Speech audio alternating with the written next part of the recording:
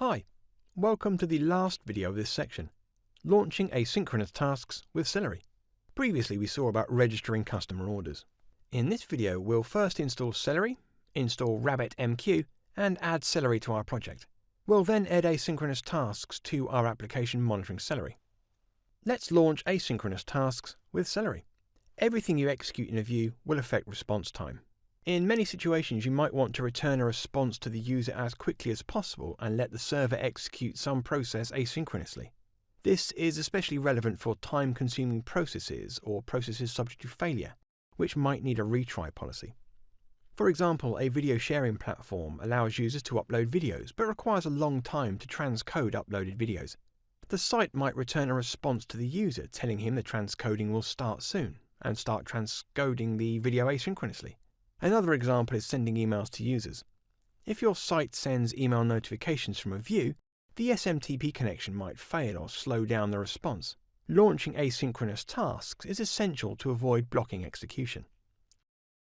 Celery is a distributed task queue that can process vast amounts of messages.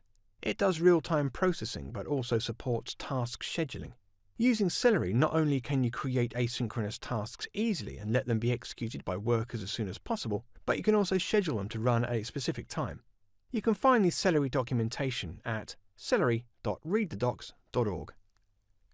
Let's install Celery and integrate it into our project. Install Celery via pip using the pip install Celery command. It may take a few seconds. So, now Celery is installed. Celery requires a message broker in order to handle requests from an external source. The broker takes care of sending messages to Celery workers, which process tasks as they receive them. Let's install a message broker. Now we look into installing RabbitMQ. There are several options to choose as a message broker for Celery, including key value stores such as Redis or an actual messaging system such as RabbitMQ. We'll configure Celery with RabbitMQ since it's a recommended message worker for Celery. If you're using Linux, you can install RabbitMQ from the shell using the command apt-get install RabbitMQ. If you need to install RabbitMQ on Mac OS X or Windows, you can find standalone versions at rabbitmq.com/download.html. After installing it, launch RabbitMQ using the rabbitmq-server command from the shell. Next, we add Celery to your project. You have to provide a configuration for the Celery instance. Create a new file next to the settings.py file of myshop and name it celery.py.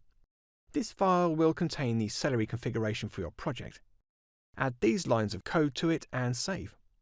In this code we set the Django settings module variable for the Celery command line program.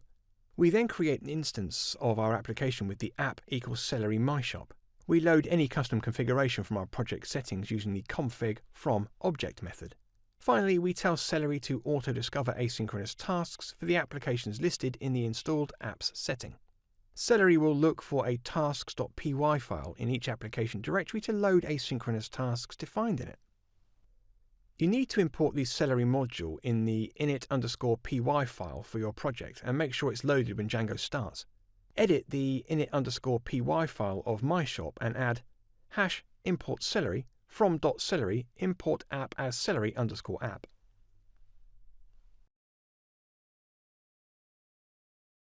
Save the file. Now you can start programming asynchronous tasks for your applications. The Celery Always Eager setting allows you to execute tasks locally in a synchronous way instead of sending them to the queue. This is useful for running unit tests or the project in your local environment without running Celery. Now we create an asynchronous task to send an email notification to our users when they place an order. The convention is to include asynchronous tasks for your application in a tasks module within your application directory. Create a new file inside the orders application and name it tasks.py. This is the place where Celery will look for asynchronous tasks. Add these lines of code to it and save it. We define the order created task by using the task decorator. As you can see, a Celery task is just a Python function decorated with a task. Our task function receives an order ID parameter. It's always recommended to pass only IDs to task functions and look up objects when the task is executed. We use the sendMail function provided by Django to send an email notification to the user that placed the order. If you don't want to set up email settings, you can tell Django to write emails to the console by adding this line to the settings.py file.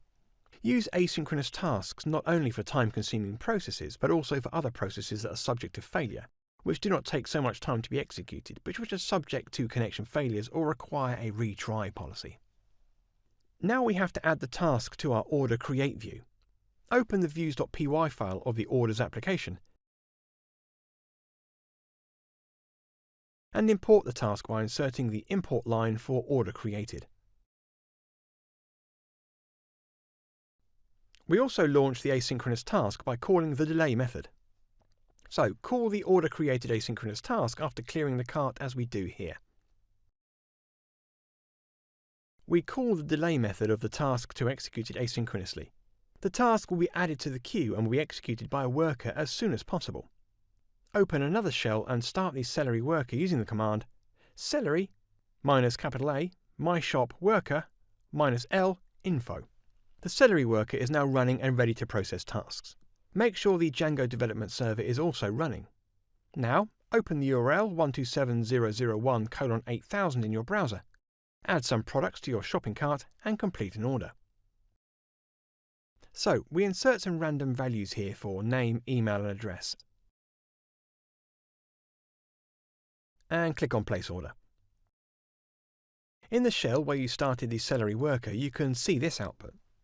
This means the task has been executed and you'll receive an email notification for your order. You might want to monitor the asynchronous tasks that are executed. Flower is a web-based tool for monitoring Celery. You can install Flower using the command pip install Flower. Once installed, you can launch Flower by running Celery -A myshop Flower from your project directory.